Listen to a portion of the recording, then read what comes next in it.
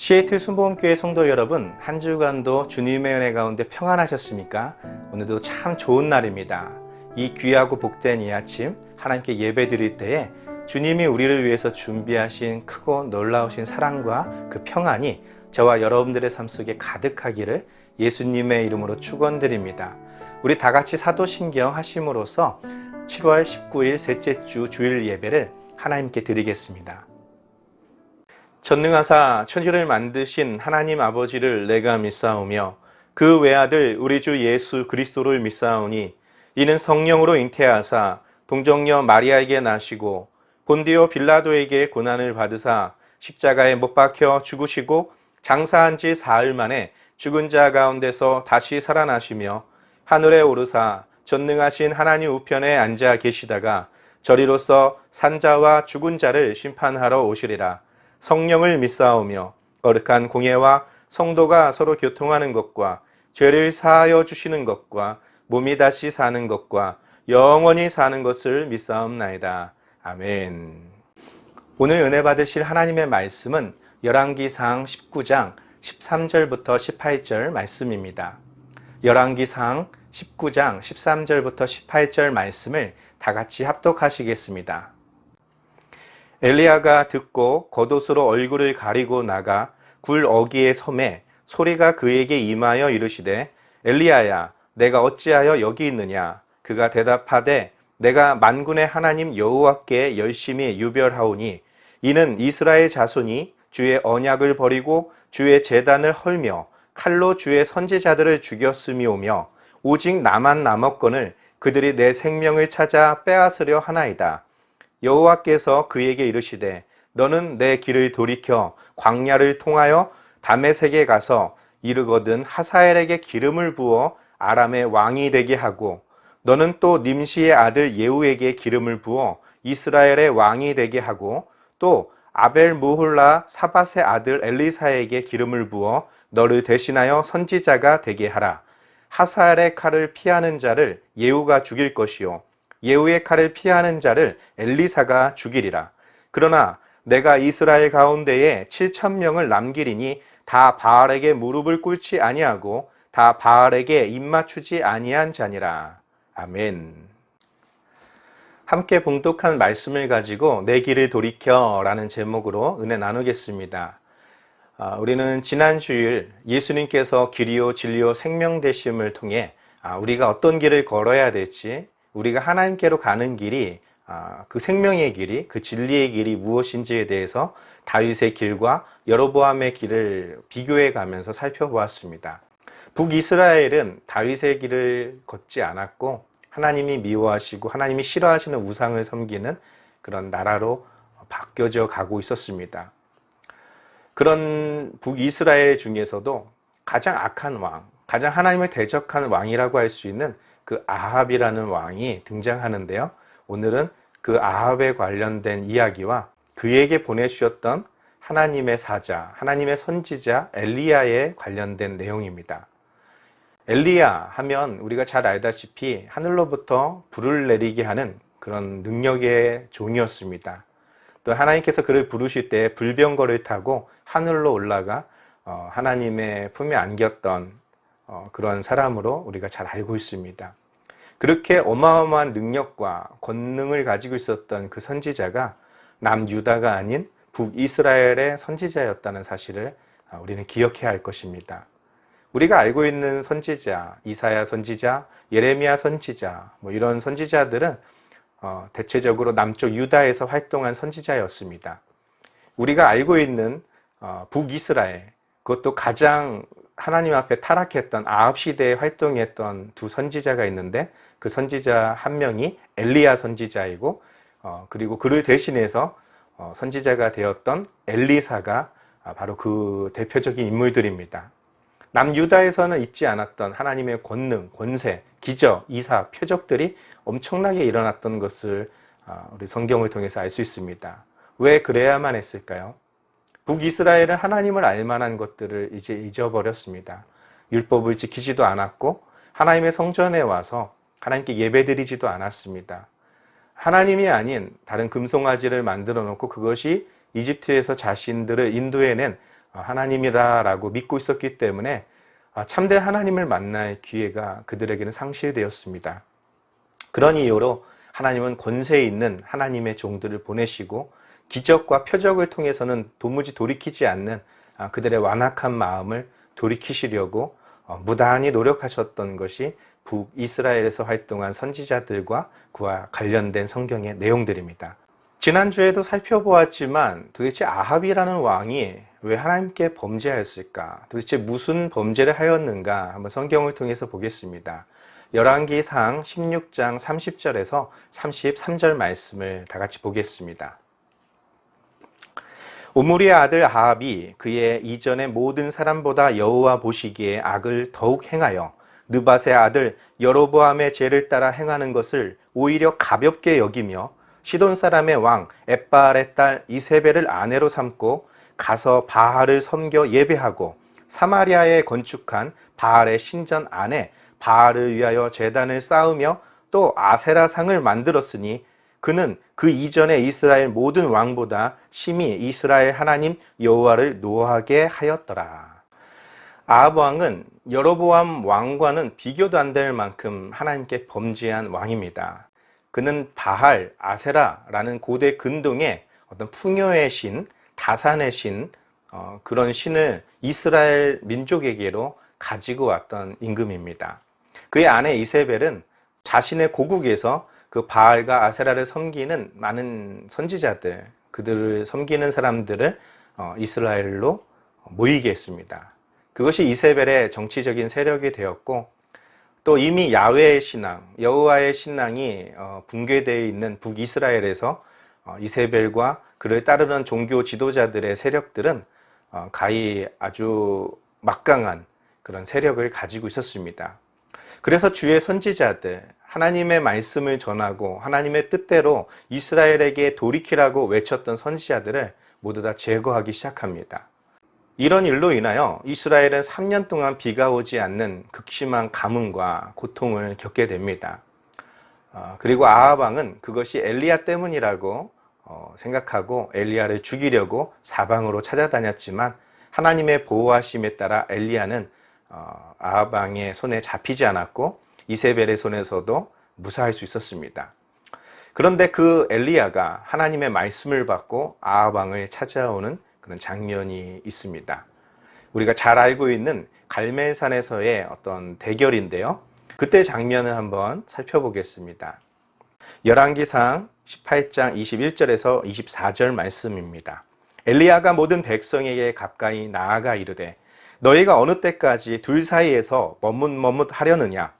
여호와가 만일 하나님이시면 그를 따르고 바알이 만일 하나님이면 그를 따를지니라 하니 백성이 말 한마디도 대답하지 아니하는지라.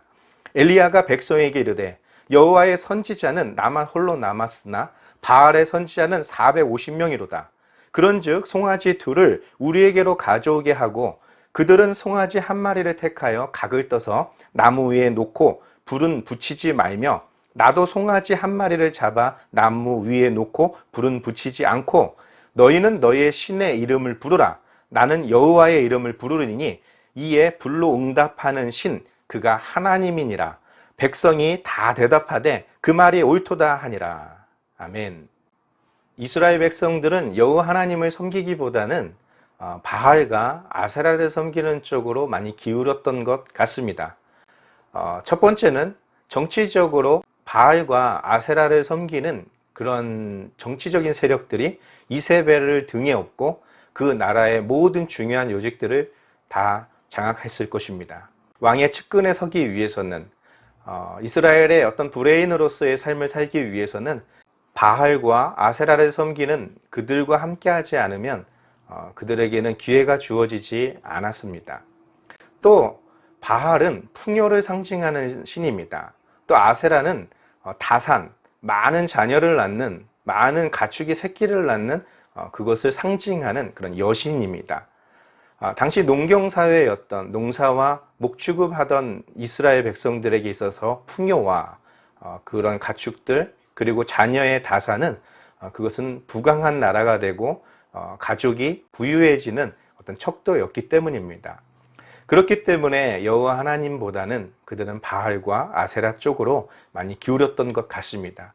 이를 안타까워했던 여호와의 선지자들을 이세벨이 다 죽였고 엘리야만 혼자 남아 있었습니다. 그 엘리야가 이제 갈멜산에서 대결을 하게 되는 것이죠. 바알 선지자들 너희는 450명이나 있고 여호와를 섬기는 선지자는 나만 남았다. 우리가 똑같이 송아지 한 마리씩을 잡아서 나무 위에다가 제단 위에 올려놓고 불은 붙이지 말고 우리 각자 섬기는 하나님의 이름을 부르자. 그 불로 응답하시는 신이 진짜 하나님인 것으로 하자라는 이 대결이었습니다. 백성들은 모두 그게 낫겠다. 정말 그것을 통해서 그들의 눈으로 볼 수 있는, 현실적으로 증명할 수 있는 그 하나님의 능력, 어떤 신이 진짜 신인지에 대해서 그들은 알고 싶었고 보고 싶어 했었습니다. 결국 하나님의 응답, 그 아무것도 어떤 것도 할 수 없는 그런 사람들이 만들어 놓은 우상은 그들의 선지자들이 아무리 발버둥 치고 부르짖어도 아무런 응답을 내릴 수가 없습니다. 그러나 천지 만물을 창조하시고 하나님의 백성을 하나님의 백성 되게 하시는 그 여호와 하나님 앞에 부르짖었던 엘리야의 기도는 즉시 불로 응답되게 됩니다. 열왕기상 18장 38절부터 40절 말씀입니다. 이에 여호와의 불이 내려서 번제물과 나무와 돌과 흙을 태우고 또 도랑의 물을 핥은지라.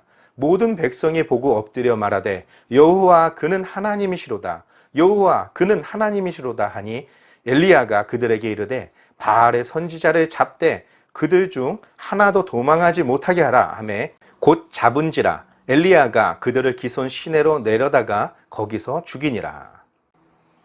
엘리야의 승리로 끝났습니다. 온 백성들은 이제 여호와가 진짜 하나님이심을, 참 하나님을 알게 되었습니다. 이 여세를 몰아 엘리야는 그동안 제거하고 싶었던 이스라엘로 하여금, 북이스라엘로 하여금 범죄하게 했던 저 바알의 선지자들을 모두 기손 시내에서 죽여버렸습니다. 그리고 그는 기대했습니다. 이스라엘을 이제 올바른 길로 인도할 수 있을 것이라는 그런 기대와 부푼 꿈으로 정말 감격에 잠겨 있었을 것입니다. 그런데 성경은 그렇게 오래 내버려 두지 않았습니다. 열왕기상 19장 2절부터 4절 말씀입니다. 이세벨이 사신을 엘리야에게 보내어 이르되 내가 내일 이맘때에는 반드시 내 생명을 저 사람들 중 한 사람의 생명과 같게 하리라. 그렇게 하지 아니하면 신들이 내게 벌 위에 벌을 내림이 마땅하니라 한지라. 그가 이 형편을 보고 일어나 자기의 생명을 위하여 도망하여 유다에 속한 브엘세바에 이르러 자기의 사환을 그곳에 머물게 하고 자기 자신은 광야로 들어가 하룻길쯤 가서 한 로뎀나무 아래에 앉아서 자기가 죽기를 원하여 이르되 여호와여 넉넉하오니 지금 내 생명을 거두시옵소서. 나는 내 조상들보다 낫지 못하니이다 하고 450명의 바알 선지자와 싸워 이겼습니다. 그들의 죄악을 북이스라엘의 땅에서 멈추게 했습니다. 그들의 피를 뿌렸습니다. 이쯤 되면 이스라엘은 이세벨을 거역하고 진짜 하나님께로 돌아올 줄만 알고 있었습니다. 그런데 엘리야가 살펴본 정황은 그렇지 않았습니다. 이세벨이 아주 독을 품었습니다. 저 엘리야는 내가 반드시 죽이겠다. 내가 죽이지 않는다면 내 신들이 나에게 벌을 주실 거야. 네가 어제 죽였던 저들과 같이 내 이맘때에는 너의 생명도 그렇게 될 거야 라고 해서 엘리야는 급하게 남유다로 도피하게 됩니다. 그렇게 브엘세바까지 와서도 안심이 되지 않아서 광야, 아무도 거하지 않는, 아무도 쫓아올 수 없는 곳으로 하룻길을 더 가서 로뎀나무에 거하게 되는 그런 엘리야의 모습이었습니다. 지도를 한번 살펴보겠습니다. 지도를 살펴보면 단과 베델이 있습니다. 이 단과 베델은 북이스라엘의 최북단과 남단입니다. 베델 바로 밑에는 예루살렘이 있죠.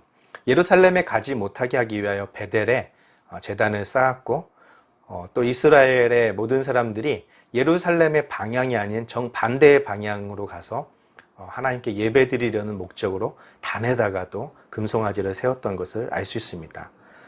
갈멜산에서부터 브엘세바로 도망쳐 나와야만 했던 그 엘리야, 브엘세바는 남유다에서도 최남쪽의 국경 지역에 해당됩니다.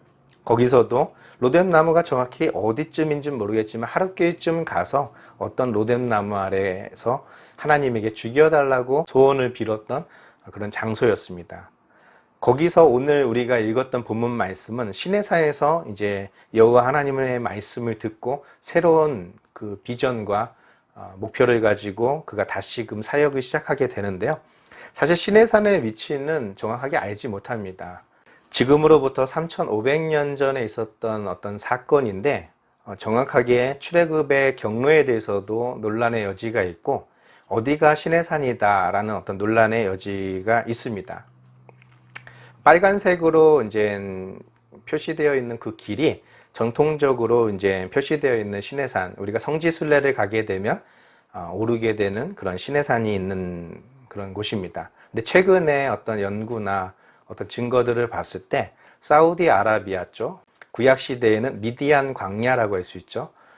모세가 떨기나무 가운데서 하나님을 만나는데 그것이 미디안 서쪽 광야에서 그 산 아래에서 그 떨기나무에서 하나님을 만나게 되는 그 사건이 있었죠.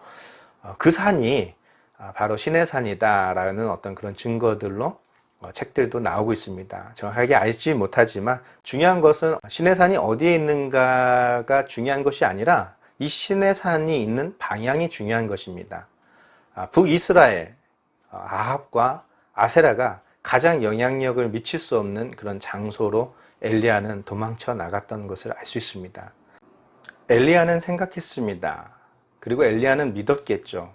저 바알 신들, 저 바알 제사장들만 제거한다면 이세벨의 세력도 꺾이고 풀이 죽고 이스라엘 백성들도 힘을 합해서 여호와 하나님께로 돌아오고 율법이 회복되고 무너진 제단들이 다시 수축되고 하나님의 성전으로 가서 그들이 예배하게 되는 그 날이 올 것을 기대하고 있었습니다. 그렇지만 그렇지 못한 상황 속에서 엘리야는 자신의 목숨을 구하고자 브엘세바로 또 로뎀나무 아래까지 오게 됩니다. 로뎀나무, 우리가 생각할 때 나무라는 표현이지만 사실 광야에 있는 수풀입니다. 그 그늘에서 잠시 힘을 얻으려 하지만 태양의 움직임에 따라 계속해서 그늘을 따라 이동해야 되고 그것도 정오가 되면 그 그림자조차도 아주 작은 그림자밖에 남지 않아 더 뜨겁고 더 목이 타오르는 그런 갈증 속에서 여기까지인 것 같습니다. 저는 모세처럼 이스라엘 백성들을 인도하고 싶었고 여호수아처럼 하나님의 말씀 앞에 저 북이스라엘이 서기를 원했습니다. 그러나 그렇지 못했습니다. 저 이세벨의 기세는 아직도 등등하고 그를 따르는 이스라엘 백성들은 아직도 탐관오리와 같이 그 세력에 빌붙어서 한 자리라도 차지하려고 엘리야의 생명을 노리고 있는 그들의 모습들을 보면서 더 이상 자신이 할 수 있는 것이 없음을 인식하게 됩니다. 이런 상황에서 하나님을 만나게 되었던 것이 오늘 본문 말씀입니다. 오늘 본문 말씀을 함께 봉독하겠습니다.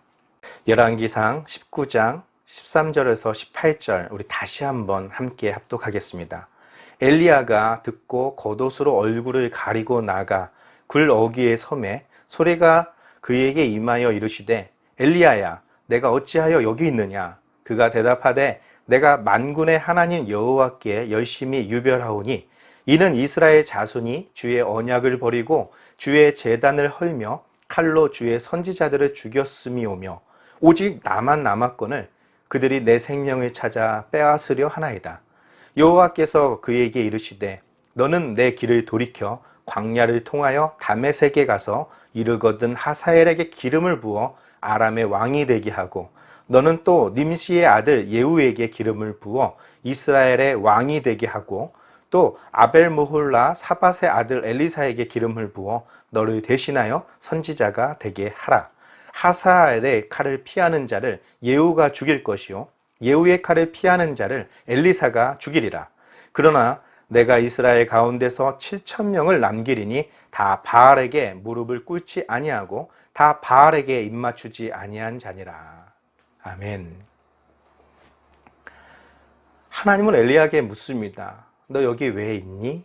왜 이곳에 있니? 이유에 하나죠. 살기 위해서 왔습니다. 자신의 목숨을 빼앗으려는 자들에게서 도망쳐 왔습니다. 북이스라엘에 3년 동안 기근이 있었다고 했잖아요. 그때도 하나님의 도우심으로 숨어 지냈습니다. 불의 선지자, 능력의 선지자였던 엘리야, 갈멜산에서 그 바알의 선지자들과 전투를 벌였던 그 선지자, 우리는 그 면을 보고 있기 때문에 엘리야 하면 어떤 능력, 권세, 담대함, 그런 개념들이 생각나겠지만 실상 성경에는 그렇지 않은 모습들도 기록되어 있는 것입니다. 아합을 피하고 3년 동안 숨어 지내고 이세벨을 피해서 또 숨어 지낼 곳이 필요했고, 결국은 시내산에 임해서도 그 시내산에서도 굴 속에 숨어 있었습니다. 그 굴에 있는 엘리야에게 하나님은 말씀하십니다. 왜 네가 여기에 있느냐?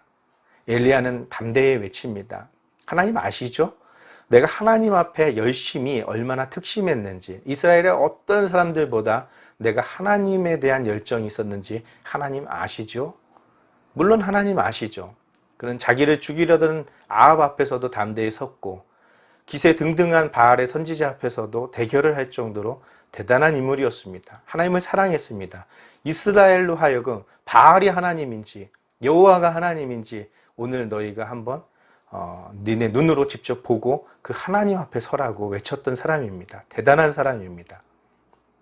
그런데 그의 상황 속에서 벌어지고 있던 상황들은 이스라엘의 모든 선지자들은 다 죽었습니다. 제단은 다 무너졌습니다.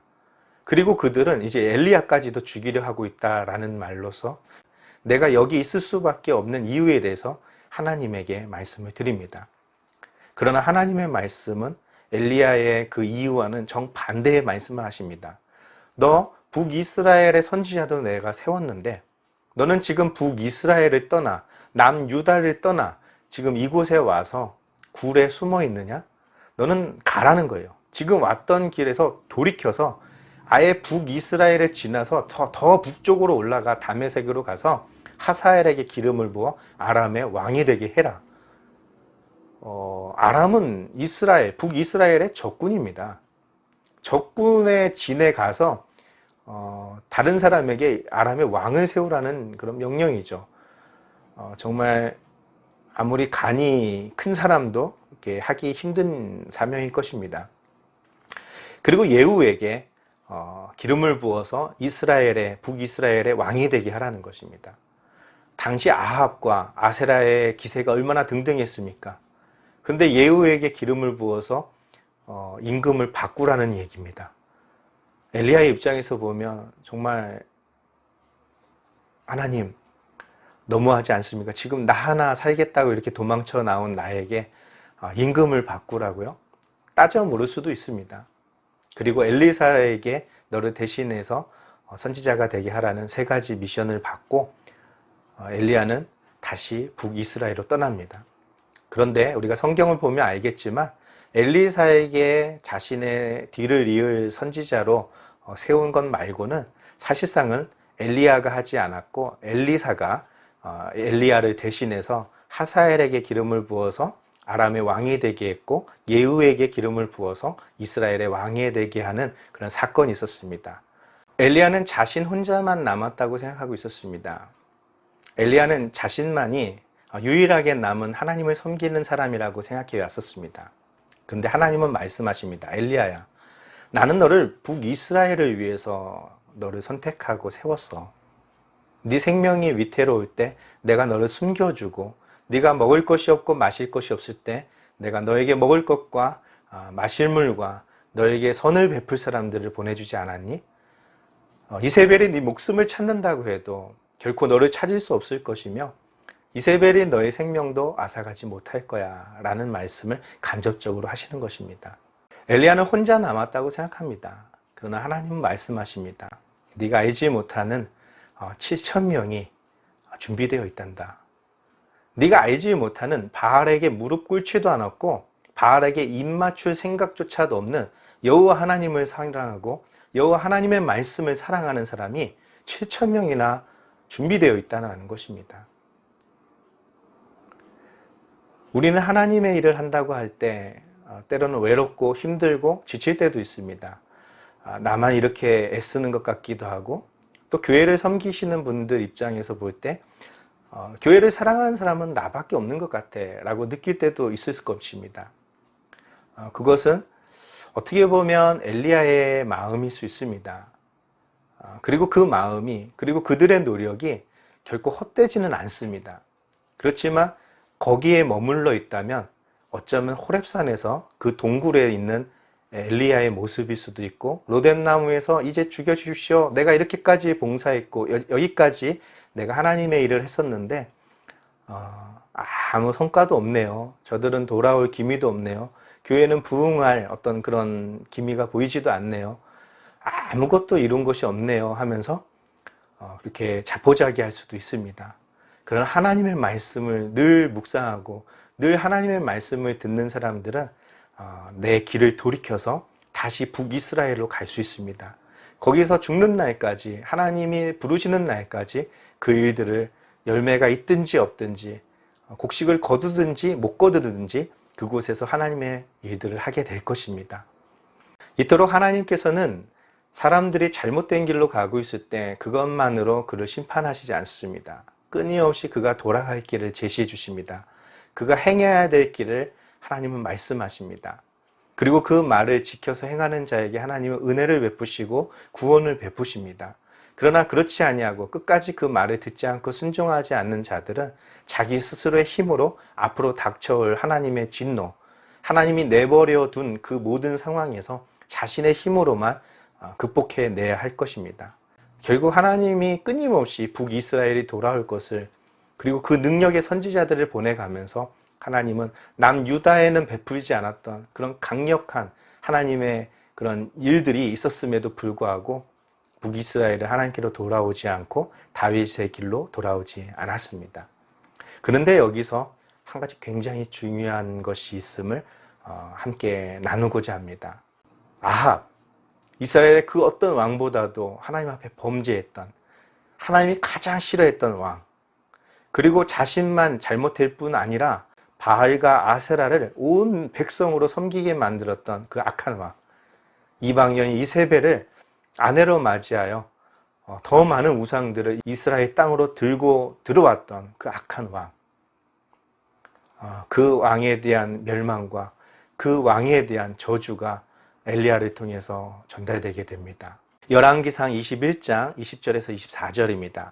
아합이 엘리야에게 이르되 내 대적자여 내가 나를 찾았느냐?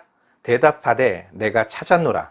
내가 내 자신을 팔아 여호와 보시기에 악을 행하였으므로 여호와의 말씀이 내가 재앙을 내게 내려 너를 쓸어버리되 내게 속한 남자는 이스라엘 가운데에 매인자나 노인자를 다 멸할 것이요 또 내 집이 느밧의 아들 여로보암의 집처럼 되게 하고 아이야의 아들 바하사의 집처럼 되게 하리니 이는 내가 나를 노하게 하고 이스라엘이 범죄하게 한 까닭이니라 하셨고 이세벨에게 대하여도 여호와께서 말씀하여 이르시되 개들이 이스라엘 성읍 곁에서 이세벨을 먹을지라. 아합에게 속한 자로서 성읍에서 죽은 자는 개들이 먹고 들에서 죽은 자는 공중의 새가 먹으리라고 하셨느니라 하니, 아합은 엘리야를 만나는 것이 유쾌하지 않습니다. 이번에 또 엘리야가 나타났습니다. 아합의 입장에서는 나를 대적하는 자여, 나를 힘들게 하는 자여, 또 나를 찾았니? 라고 말하는 것이죠. 엘리야는 대답합니다. 예, 맞습니다. 내가 찾았습니다. 당신의 하나님을 스스로 버리고 스스로 악을 선택했기 때문에 이제 하나님이 재앙을 내리실 것입니다. 정말 무시무시한 그런 선포입니다. 아합 왕은 절망 그 자체였을 것입니다. 왜냐하면 엘리야가 항상 옳았거든요. 아합의 입장에서는 두려울 수밖에 없었고 그것이 여호와 하나님의 말씀이라 하니 그 하나님의 말씀 앞에서 그가 두렵고 떨리지 않을 수 없었습니다. 열왕기상 21장 27절에서 29절 말씀입니다. 아합이 이 모든 말씀을 들을 때에 그의 옷을 찢고 굵은 배로 몸을 동이고 금식하고 굵은 배에 누우며 또 풀이 죽어 다니더라. 여호와의 말씀이 디셉 사람 엘리야에게 임하여 이르시되 아합이 내 앞에서 겸비함을 내가 보느냐? 그가 내 앞에서 겸비함으로 내가 재앙을 저의 시대에는 내리지 아니하고 그 아들의 시대에야 그의 집에 재앙을 내리리라 하셨더라. 그 악한 왕이었습니다. 하나님이 그 모든 사람들을 짐승들에게 내던질 정도로 그 집안을 미워하시는 그런 악한 왕이었습니다. 그 이전에도 그 이후에도 그와 같은 자가 없었습니다. 그런데 그가 하나님의 말씀을 듣고 겸비하고 그의 옷을 찢고 금식하며 굵은 배를 동이고 그가 하나님 앞에 겸비했을 때 하나님은 그를 용서해 주셨습니다.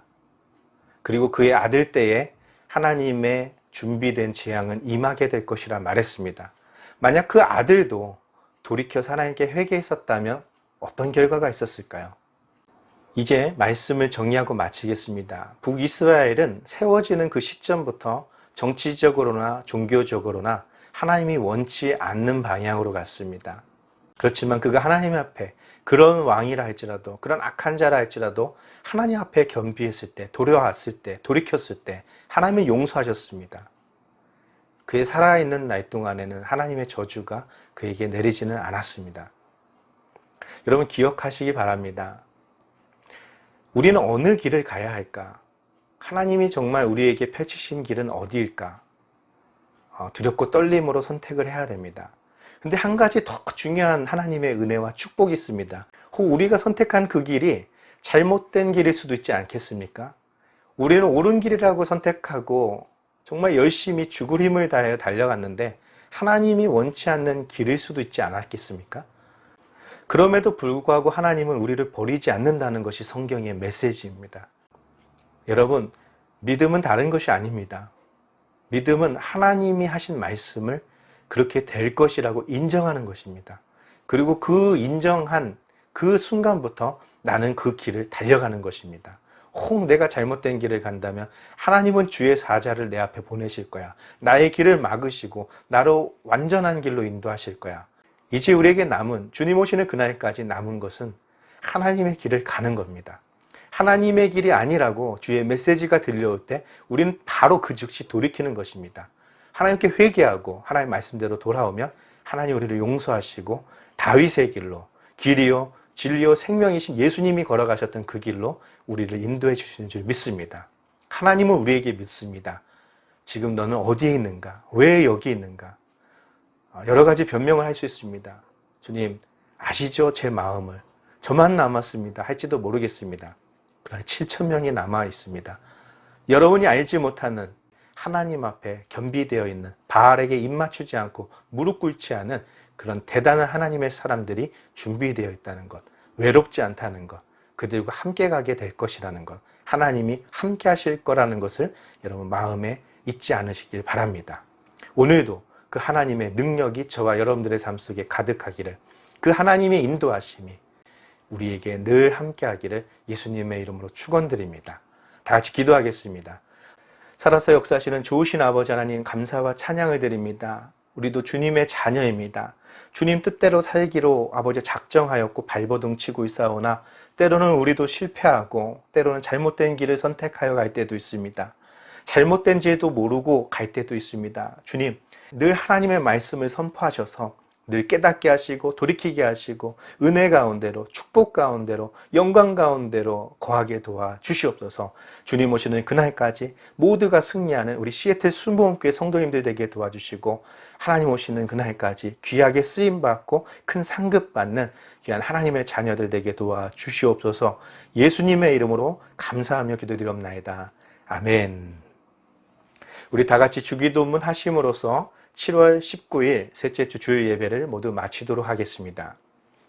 하늘에 계신 우리 아버지여, 이름이 거룩히 여김을 받으시오며 나라가 임하시오며 뜻이 하늘에서 이루어진 것 같이 땅에서도 이루어지리이다. 오늘 우리에게 일용할 양식을 주시옵고 우리가 우리에게 죄 지은 자를 사하여 준 것 같이 우리의 죄를 사하여 주시옵고 우리를 시험에 들게 하지 마시옵고 다만 악에서 구하시옵소서. 나라와 권세와 영광이 아버지께 영원히 있사옵나이다. 아멘. 우리는 하나님의 길이 무엇인지 성경을 통해서 알 수 있으며 우리는 그 길을 갈 수 있도록 하나님이 늘 인도해 주십니다. 하나님은 우리에게 진리의 길을 그리고 생명의 길을 우리에게 알려주신다는 사실입니다. 여러분에게 그 생명의 길, 여러분에게 그 진리의 길을 알려주는 사람이 여러분 주변에 있습니까? 그분을 보내주신 하나님께 감사하시기 바랍니다. 또 여러분들은 누군가에게 그 진리의 길로, 생명의 길로 인도하고 계시는 그런 하나님의 사람이십니까? 감사하시기 바랍니다. 그 하나님께 계속해서 쓰임받는 저와 여러분 되기를 예수님의 이름으로 축원드립니다. 한 주간도 주님의 은혜 가운데 평안하시길 바랍니다. 할렐루야.